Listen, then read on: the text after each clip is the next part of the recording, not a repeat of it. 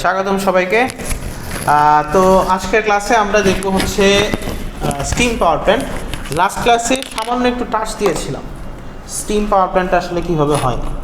তো আমাদের gas turbine power plant আমরা কীভাবে ইউজ করেছিলাম মনে আছে? যে আমরা এয়ারটাকে কম্প্রেস করেছিলাম, এরপর ওটার মধ্যে গ্যাস মিক্সচার করেছিলাম, এয়ার ফুয়েল একটা মিক্সচার হলো, তারপর হচ্ছে এটাকে আমি ইগনাইট করেছিলাম।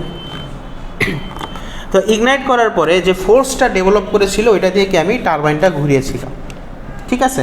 তাহলে গ্যাস টারবাইনে আপনি কি করবেন, এইভাবে আপনি এখানে যেটা হয় যে টারবাইনটা অত্যন্ত জোরে একটা ফোর্স পায় ঘোরার জন্য, কেননা আপনার যখন বাতাসটা এবং ফুয়েলটা একসাথে করা হয় প্রচণ্ড প্রেশারে থাকে, এর মধ্যে যদি একটা আগুন ধরানো হয় মানে স্পার্ক করানো হয় তাহলে হিউজ পরিমাণ থ্রাস্ট পায় আর কি, যেটা মানে ফোর্সটা পায়।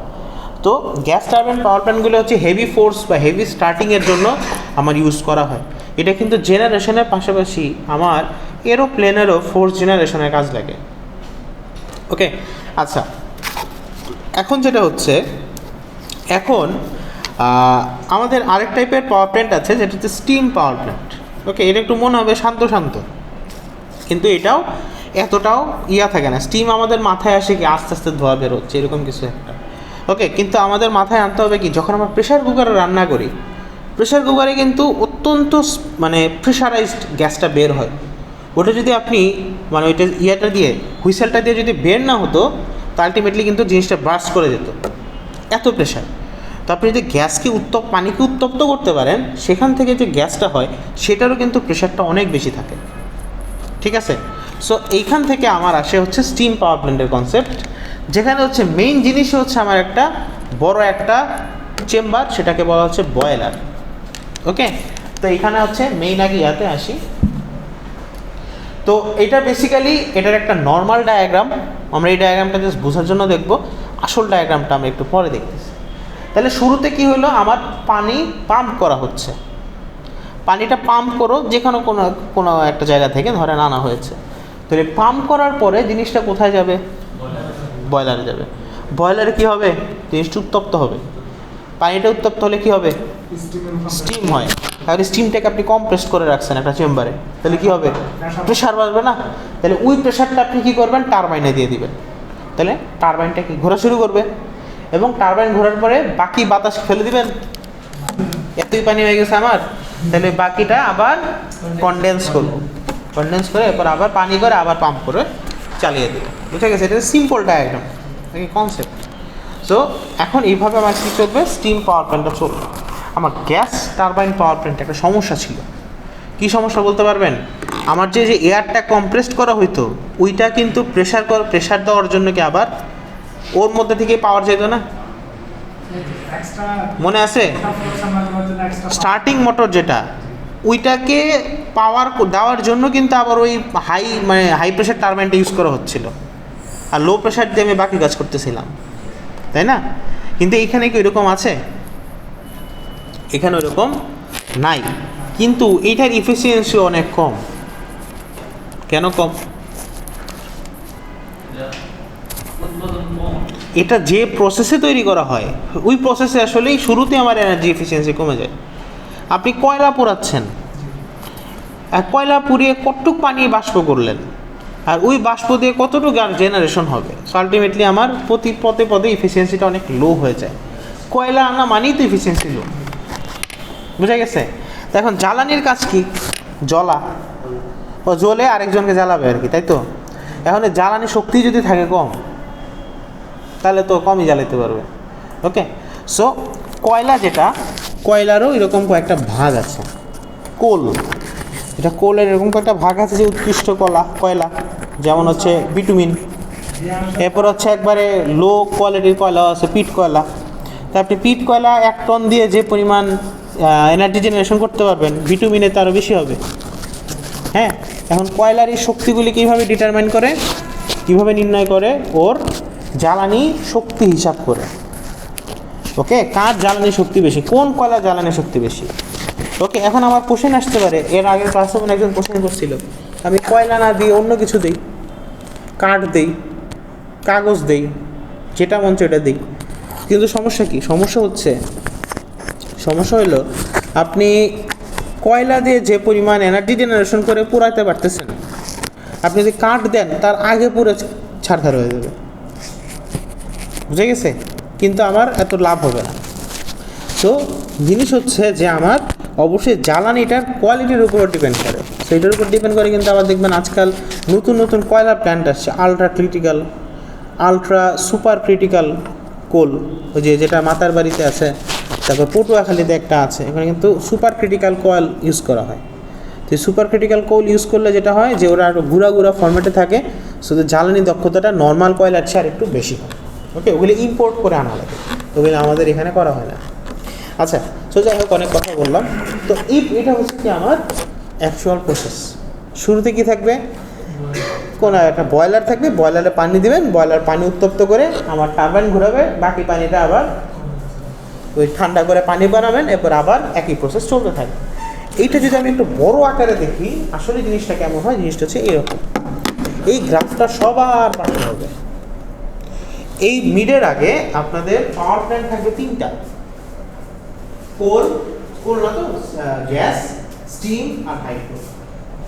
ওকে, সেই 3টা পাওয়ার প্ল্যান্ট কিভাবে কাজ করে, ওদের ডায়াগ্রাম কি, প্রত্যেকটা জিনিস আমার একবারে ডিটেলসে পড়া লাগবে। গ্যাস, স্টিম আর হাইড্রো। ফাইনালের পরে ফাইনাল ইনশাআল্লাহ থাকবে নিউক্লিয়ার, আর হচ্ছে এরপরে থাকবে সোলার, উইন্ড, জিওথার্মাল, আরও কয়েকটা আছে, ওইগুলি থাকবে। ওকে, তার আগে হচ্ছে এখানে থাকতেছে হচ্ছে গ্যাস, স্টিম, আর হচ্ছে চেষ্টা করবো হাইড্রো। যদি হাইড্রো শেষ না হয় দিব, একটু এডিট করে দেওয়া লাগবে। আগের বার একটা হুবহু দিলে খারাপ দেখাচ্ছে, এবার 2-4টা স্লাইড একটু কম বেশি করে দেবো, নতুন করে একটু বানিয়ে দেবো। টেনশন না, আমার কোর্স করছো, ঠিক আছে, রিল্যাক্স। ইলেকট্রনিক্স বলেছি না, আর কি এটা স্যার একটু মার মারা দিন। হ্যাঁ, কি বলো মার, পরীক্ষা শুরু হলো আর মার এটা কি পরীক্ষা পড়াইতে দেয় না কেউ, স্যার? পড়লে নিজেই অটোমেটিক মার্কস পেয়ে যাবে। আজকে যেমন একটা স্টুডেন্ট ভর্তিতে আসছে, আইসে ওর কনসার্ন হলো যে আমাদের এখানে ফ্রি মার্কস আছে, বুঝতে পেরেছি। আমাদের এখানে ফ্রি মার্কস, ঠিক আছে। আমার এরকম না যে মার্কস আমরা আটকে রাখি, যে একটু এফোর্ট দেয় কিন্তু ভালো মার্কস পায়, তাই না? আপনার রেজাল্ট ভালো না, কেমনে ভালো হয়েছে? তোমার রেজাল্ট ভালো না, কেমনে হয়েছে? যা পড়ানো হয় এটা যদি এক নজর পড়া হয় তাহলে তো রেজাল্ট ভালো হয়েছে। জিনিসটা এটা, যা পড়াবো এটা যদি ঠিক মতো করেন, অটোমেটিক এ প্লাস আসবে। ওইদিকে প্লাস না আসলে এ মাইনাস বা এরকম তো থাকবে।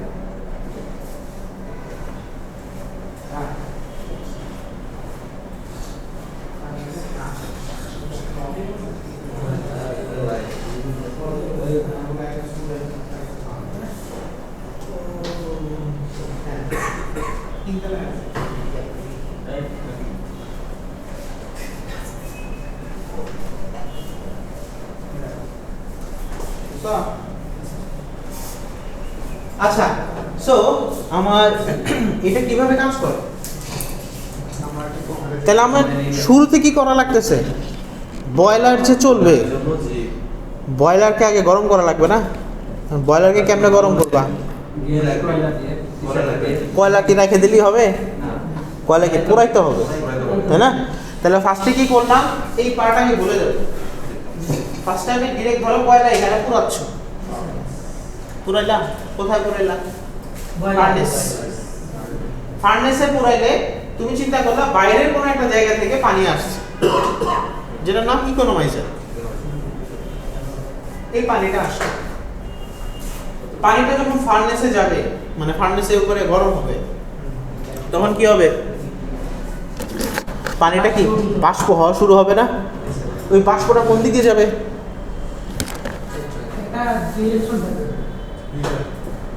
হয়ে গেল সুপার হিটারে গেল। আচ্ছা, তাহলে সুপার হিটারে কি হবে? কেন? বেসিক্যালি তুমি যদি বাতাস গরম করো, হ্যাঁ, বাতাসটা যখন গরম করো, পানির বাতাস, তখন সেখানে কিন্তু জলীয় বাষ্পটা লেগে থাকে বাতাসে। তাহলে ওইটা যদি কোনো একটা লোহার সারফেসের সাথে যায়, পরবর্তীতে কিন্তু ওইটাতে মরিচা ধরা শুরু করবে বা এটা ড্যামেজ হওয়া শুরু করবে। সো এখন ক্ষতি কমলো কিন্তু আমার জিনিসই তো নষ্ট হয়ে যাচ্ছে। কোটি কোটি টাকার এক একটা জিনিস, টারবাইনের দাম মিনিমাম 10-20 কোটি টাকা একটা টারবাইন। তো এত টাকার জিনিস যদি আমার নষ্ট হয়ে যায়, ক্যাভিটি হয় মানে গর্ত হয়ে যায়, তাহলে তো সমস্যা। এখন জলীয় বাষ্পটা কি ডিরেক্ট লাগলে সমস্যা হয়? হ্যাঁ, কিন্তু জলীয় বাষ্প যদি একটা নির্দিষ্ট টেম্পারেচারের পরে যায় হিট করে, তখন ওইটা আর পানিটা লাগে না। মানে একটা ক্রিটিক্যাল টেম্পারেচার থাকে, ধরো 200 ডিগ্রি বা 700 ডিগ্রি, হ্যাঁ 700 ডিগ্রি ধরো। আমি এমন একটা টেম্পারেচার আনলাম 700 ডিগ্রি স্টিম বের হবে, কিন্তু যেগুলি 700 ডিগ্রির নিচে থাকে ওগুলোর মধ্যে দেখবো আবার পানি থাকবে। তাহলে ওটা যখন ইয়ার সাথে লেগে যাবে তখন কি ওর মধ্যে ক্যাভিটি তৈরি হবে। সো আলটিমেটলি আমি এমন একটা টেম্পারেচারে নেই, এই জন্য এটাকে বলে সুপার হিটার, যে হচ্ছে ক্রিটিক্যাল স্টেজের উপরে টেম্পারেচারটা নিয়ে যায়, যাতে এর মধ্যে কোনো জলীয় বাষ্প না থাকে, মানে পানিযুক্ত আর্দ্রতাপূর্ণ বায়ু যাতে না থাকে।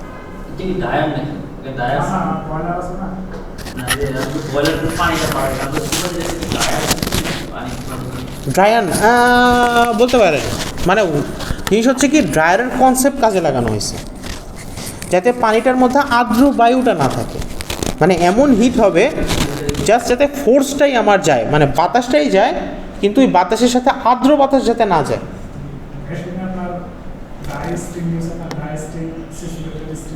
মানে ড্রাই স্টিম যেটা আর কি, ওইটার মধ্যে মানে ড্রাই স্টিমটা গেলে আমার কম্পোনেন্ট ক্ষতি হবে না, কিন্তু যদি ওয়েট স্টিম চলে যায় তখন আমার জিনিসটাতে ক্যাভিটি শুরু হয়ে যাবে, মানে গর্ত শুরু হয়ে যাবে। সো এটার জন্য হচ্ছে এখানে আমি সুপার হিটার ইউজ করলাম। এরপর ওইখানে যাওয়ার পরে কি আরও এক্সট্রিম হয়ে গেল প্রেশারটা, এই পুরোটাকে আমি কই নিলাম টারবাইন। যখন টারবাইনে গেল তখন এটা টারবাইন ঘোরা শুরু করলো এবং সেটা জেনারেটরটাকে ঘোরাইতেছে। ঠিক আছে, তাহলে বয়লার থেকে যে সুপার হিটার, টারবাইন, যে এরপর জেনারেটর। ওকে, আর জেনারেটর থেকে কী হবে? Electric power. তাহলে এখন আমার আরও কিছু কাজ আছে, এত সিম্পলভাবে জিনিসটা তো ছেড়ে দেওয়া যায় না। তাহলে আমার এই যে টারবাইন থেকে যে বাকি পানি আছে ওরা কই যাবে? কনডেন্সারকে ঠান্ডা করবে কে? কুলিং ওয়াটার কই পাবো? কুলিং ওয়াটারটা যদি আমি এখন ঠান্ডা পানি দিই, তাহলে পানি ঠান্ডা করার জন্য তো আমার এনার্জি লাগতেছে, এত কষ্ট করি না। আমরা কি করি, আমার যে স্টিমটা থাকে এটা তাও ধরো 300-400 ডিগ্রি স্টিম, 200-300 ডিগ্রি সেলসিয়াসে স্টিম হয়ে যায়, মানে ঘুরে আসতে ওই স্টিমটাকে ঠান্ডা করতে হলে আমার এখন এরকম না যে ফ্রিজের পানিতে ঠান্ডা করবো। আমার যে ন্যাচারাল ফ্লোটা আছে আশেপাশে, নদীর পাশে সবসময় স্টিম পাওয়ার প্ল্যান্ট করা হয়, তাই নদীর পানিগুলো এখান থেকে চালনা করা হয়। সো কন্ডেন্সারটাকে অটোমেটিক ঠান্ডা হয়ে যায়, মানে কন্ডেন্সারে ঠান্ডা হওয়ার জন্য পানিগুলো ধীরে ধীরে এখানে আসে। কিন্তু স্টিমটা যখন পানি হয় এরপরে কিন্তু গরম অবস্থা থাকে। আর এখানে কুলিংটা মানে যে নদীর পানি আনতেছেন, আর নদীর পানি এনে হঠাৎ করে এত স্টিমগুলি ঠান্ডা করে, মানে ধরেন আপনার এই পরিমাণ স্টিম আছে, এতটুকু স্টিম আছে, নদীর পানি আছে এতটুকু, তো ঠান্ডা করে ফেললো, কিন্তু নদীর পানিটাও একটু গরম হয়ে গেল না? নদীর পানি যদি একটু গরম হয়ে যায় এটা কিন্তু আবার মাছের জন্য ক্ষতি হয়। এই জন্য এই পানির ফ্লোটাকে পুরো পাওয়ার প্ল্যান্টটা ঘুরিয়ে এরপরে নদীতে ফেলা হয়, যাতে প্রতি স্টেপে এনার্জি পরিবেশের সাথে রিলিজ করতে যে পানির মধ্যে। বুঝে গেছে? আচ্ছা, ওইটা গেল কুলিং টাওয়ার। তাহলে কন্ডেন্সার থেকে আমার কোথায় গেল? ইকোনমাইজার। তাহলে ইকোনমাইজারে কে জমা হলো? ওই পানিটা ঠান্ডা পানি না, গরম পানি। ওটা মোটামুটি ভালো গরম, কিন্তু কথা হচ্ছে এখন আমার লাভ আছে। এই গরম পানি যদি আবার বয়লারে দেই, আগে থেকে উত্তপ্ত থাকে, তাহলে তাড়াতাড়ি বাষ্প হবে। এখন কথা হলো ইকোনমাইজারের যদি টেম্পারেচার আরো বাড়া দেওয়া যায়, আরো লাভ না? তখন যেটা হয়, যেমন ফার্নেস থেকেও কিন্তু ধোঁয়া বের হয়, ওই ধোঁয়ার একটা লাইন রাখা হয় কি সুপার হিটারের পাশে আর একটা ইকোনমাইজারের পাশে। তাহলে যখন নতুন করে গরম গ্যাস ঢুকতেছে, ও একবার তাপমাত্রা পাইলো, আবার ওই গরম গ্যাসের তাপমাত্রা কি আবার পাইলো ইকোনমাইজার, তাহলে ওর কি মানে ফেলে দেওয়া জিনিস থেকেও কি লাভ হচ্ছে। আরেকটু গরম হচ্ছে। হ্যাঁ, তাহলে আরেকটু গরম আবার বয়লারে ঢুকলো, আবার এভাবে চলতেছে। এখন আমরা উপরের দিকে যাই, তাহলে এই গরম পানিটা আবার কোথায় যাবে? এখানে গেল, এখানে গেল। এখন সব সময় তো আমার যতটুকু পানি আমি বাষ্প করেছি অতটুকু কিন্তু আমি আবার পানিতে ব্যাক পাবো না, কিছু হইলেও লস হবে, কিছু হইলেও লিকেজ থাকবে, গ্যাস লিকেজ থাকবে, বা কিছু হইলেও স্টিম লিকেজ হবে, আমার কিছু পরিমাণে পানি কমে যাবে। সো এই পানির পরিমাণটা ব্যালেন্স রাখার জন্য, বা এরকম হইলো যে আপনি অনেক পরিমাণে জেনারেশন বাড়ায় দিচ্ছেন, তাহলে এক্সট্রা পানি দিতে হবে না? ওইটার জন্য আমার কি আছে? External feed water sources. ওটা দিয়ে এক্সট্রা পানি দিয়ে লোড বাড়ানো কমানো অথবা লিকেজ কম বেশির জন্য ওটা ঠিক করা হয়, এই গভর্নমেন্ট সেটিং দিয়ে ঠিক করা থাকে। সো এটা গেল ইকোনমাইজার। এরপর আবার বয়লারে গেল। আমার এই পার্ট শেষ, এই পার্ট শেষ, এই পার্ট শেষ। এখন আমার জিনিস হচ্ছে কয়লার কাহিনী। সবাই বারবিকিউ পার্টি করছেন না? কি করা লাগে? কয়লা একটু আগুন দিয়ে বাতাস দেওয়া লাগে না? ফ্যান দেওয়া লাগে, ফ্যান দিয়ে বাতাস দেওয়া লাগে। কেন বাতাস দেওয়া লাগে? কেন জ্বলবে?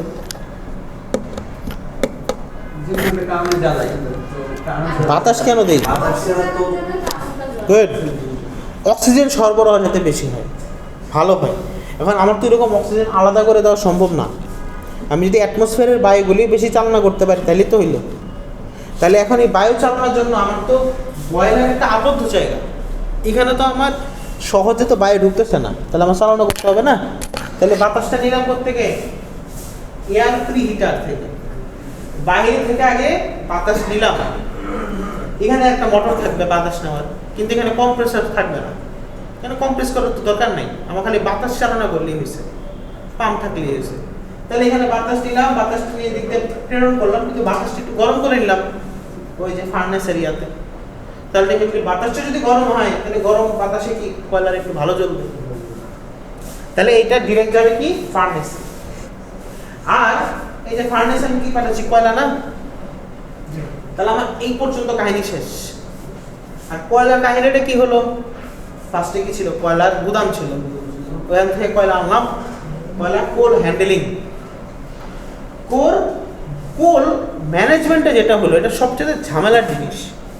মানে কোল স্টোরেজে আসে, কিন্তু এটা যখন ম্যানেজ করা হবে তখন কিন্তু ওয়ার্কার লাগবে, নাহলে আমার কি কনভেয়ার বেল্ট লাগবে, ওইখান থেকে পরিমাণ করে পাঠানো লাগবে।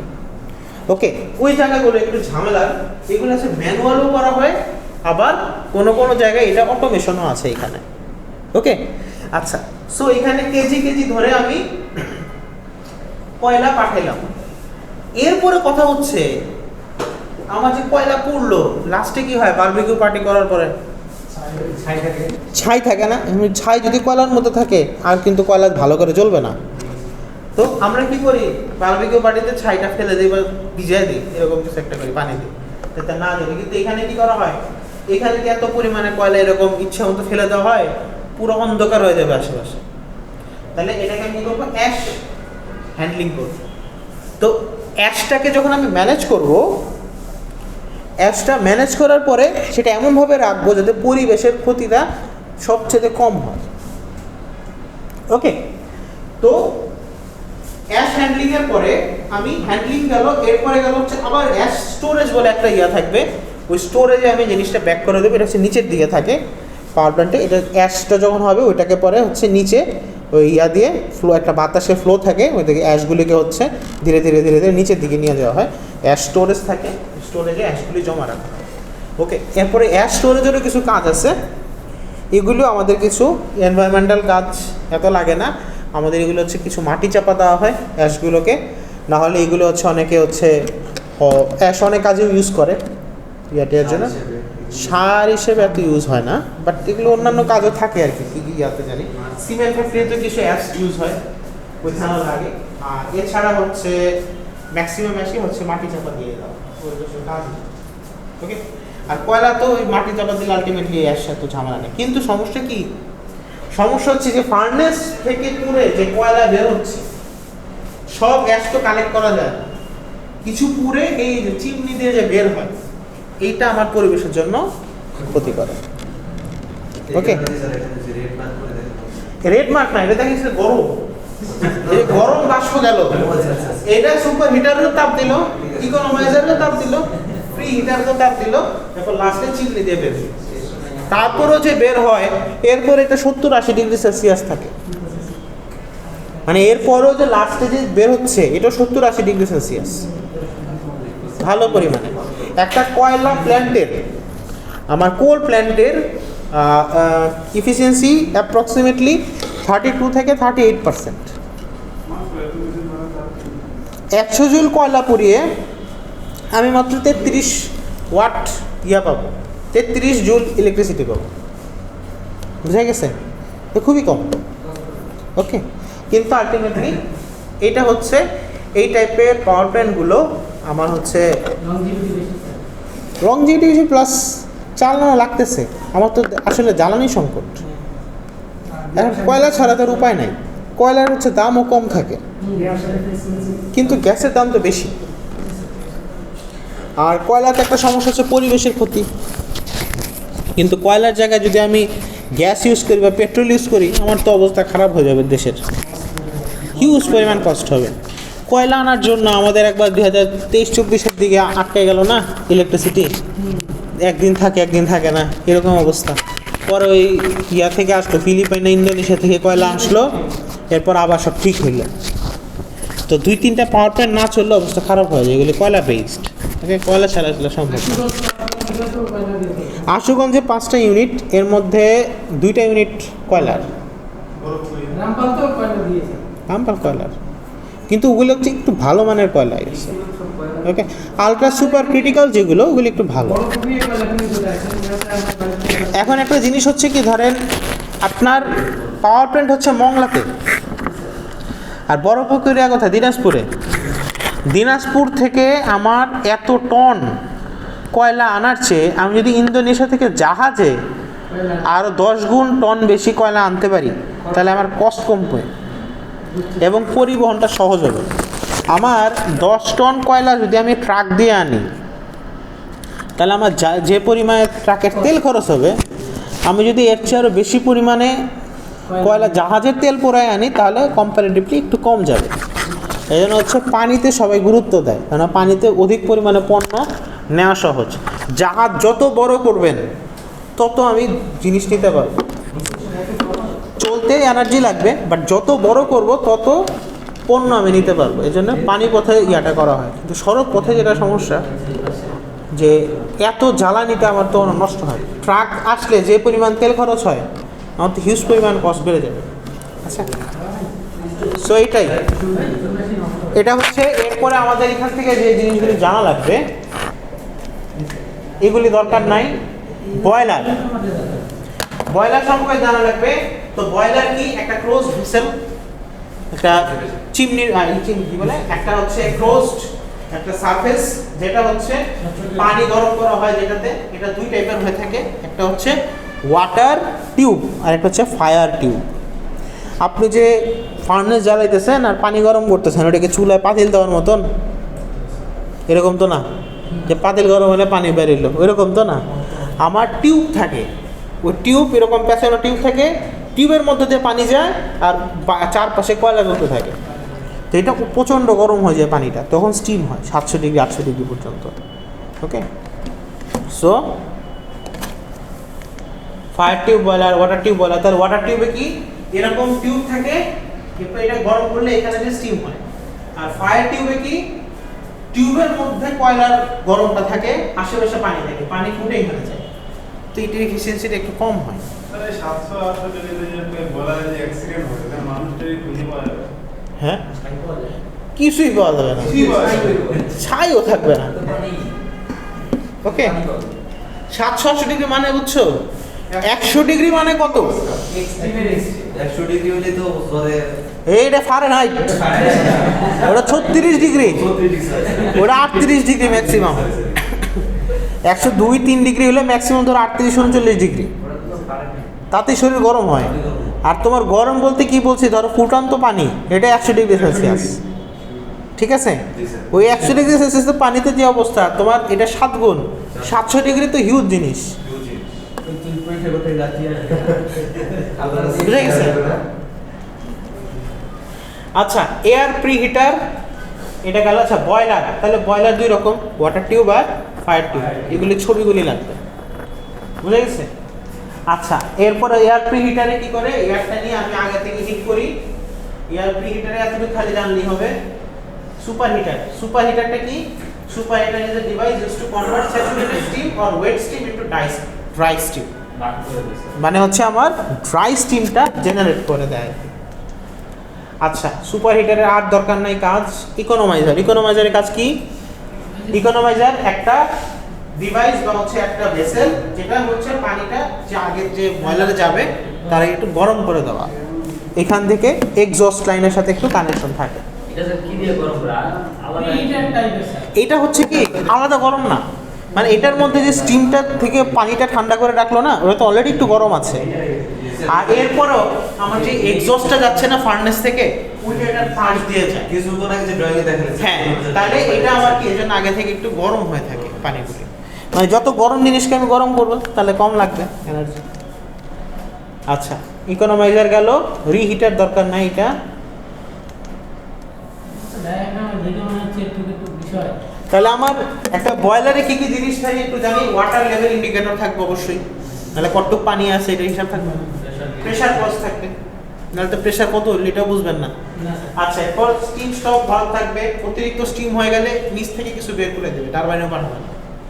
আচ্ছা feed check valve, blow down valve, fusible plug, safety valve. Okay, এটা কি স্যার 5 নম্বরটা ব্লো ডাউন এটা হচ্ছে কি মানে অতিরিক্ত যদি প্রেশারাইজড হয়ে যায়। সাপোজ আপনার এমন হয়েছে যে এখন লোড ছিল 100 মেগাওয়াট, এটার জন্য আমার প্ল্যানটা একভাবে চলতেছিল। ওকে, হঠাৎ করে হয়েছে কি লোডটা কমে গেছে, 70 মেগাওয়াট হয়ে গেছে। ওকে, কিন্তু আপনি এই জায়গাতে কমান নাই, তাহলে আপনার সব জায়গায় কমে গেলে এই জায়গায় যদি না কমে তাহলে প্রেশারগুলি কি আমার কিছু পানি মানে প্রেশারটা বের করে দেওয়া লাগবে না? তো আবার ওইটা যে টারবাইনকে ঘুরে আবার ওই ইলেকট্রিসিটি বাড়িয়ে দিবে। ধরেন আপনি 100 থেকে 70-এ নামতেছেন, তাহলে কিছু স্টিম কি বের করে দেওয়া লাগবে না? এটা হচ্ছে ওই কাজগুলি করে আর কি। ওকে, এগুলো হচ্ছে স্টিম কম বেশি করার মাধ্যমে ও হচ্ছে ব্যালেন্স করে। ওকে, বেশি না মানে কম করার মাধ্যমে আর কি। আচ্ছা ফিউজেবল প্লাগ এটা গেল। সেফটি ভালভ এটা হচ্ছে অতিরিক্ত যাতে ইয়াটিয়া হয় তখন হচ্ছে অ্যালার্ম টালার্ম বাজায় বা হচ্ছে বন্ধ করে দেয়। এই মাউন্টিংসগুলি জানা লাগবে। আর এদিক থেকে দরকার নাই, এগুলি ডিটেলস দরকার নাই।